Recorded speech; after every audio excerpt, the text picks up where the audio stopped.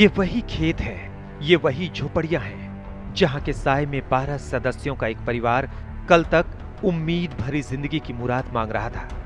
ये परिवार पाकिस्तान से विस्थापित हिंदू परिवार था, लेकिन आज 12 में से 11 सदस्यों की मौत हो चुकी है।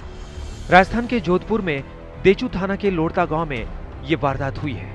यहां पर जिनके शव मिले हैं उनमें 75 साल के बुद्धाराम, उनकी पत्नी अंतरा देवी, 31 साल का बेटा रवि, बेटियां 40 साल की लक्ष्मी, 25 साल की जिया और 22 साल की सुमन, पौत्र 17 साल का मुक्तस और 12 साल की नयन के अलावा बुद्धाराम के जिंदा बचे बेटे केवल राम के 3 नाबालिग बच्चे शामिल हैं। हैरानी की बात यह है कि इन लोगों को जहर का इंजेक्शन देकर मारे जाने की आशंका जताई जा रही है। जोधपुर जिले में देचू के अचलावता गांव में यहां पर 11 लोगों की मौत हुई है। सुबह जब एक व्यक्ति इस परिवार का जिंदा रह गया, 12 लोग थे इस परिवार में। एक व्यक्ति ये कहना है कि यहाँ से करीब 500 मीटर दूर वो दूध निकालने गया था और दूध निकालते वक्त उस टीले पर सो गया था। उसके बाद जब वो सुबह आया तो यहाँ देखा कि 11 लोगों की लाशें पड़ी हुई है। इस तरह से देखा जा सकता है कि खेत का किस तरह से इलाका है जहाँ पर पुलिसकर्मी यहाँ जांच के लिए आए हैं। और जो कुछ अब तक पता चल पाया है उसमें कहा जा रहा है कि पारिवारिक दुश्मनी हो सकती है, क्योंकि इंजेक्शन मिले हैं यहाँ पर, उसको इंजेक्ट किया गया है जहरीला, और उसके अलावा कई जो है कीटनाशक भी मिले हैं। तो जोधपुर में मौत के मुंह में समा गया पाकिस्तानी हिंदू शरणार्थी परिवार 2015 में लॉन्ग टर्म वीजा पर भारत आया था और उम्मीद कर रहा था कि सीएए जैसा कानून पास होने के बाद उन्हें भी भारत की नागरिकता मिल सकती है। जोधपुर में जहां इनकी लाश मिली वहां पर ये हाल फिलहाल में ही रहने आए थे। पाकिस्तान के भील समुदाय से ताल्लुक रखने वाला ये परिवार पढ़ा लिखा था। बुद्धाराम परिवार की 2 बेटियां पाकिस्तान में नर्स का कोर्स करके आई थी।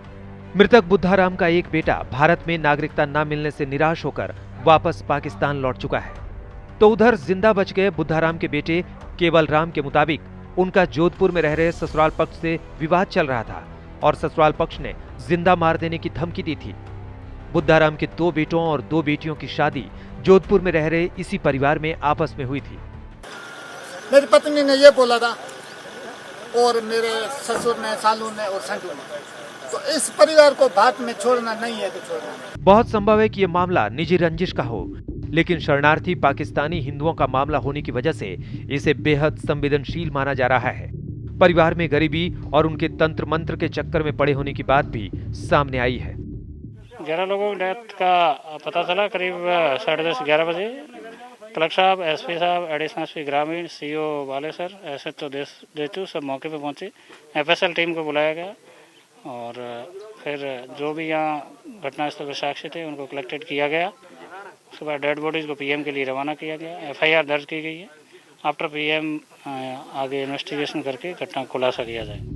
11 शरणार्थी हिंदुओं की मौत के इस मामले की संवेदनशीलता को देखते हुए राजस्थान सरकार ने तय किया है कि सभी मृतकों का पोस्टमार्टम मेडिकल बोर्ड से जोधपुर में कराया जाएगा।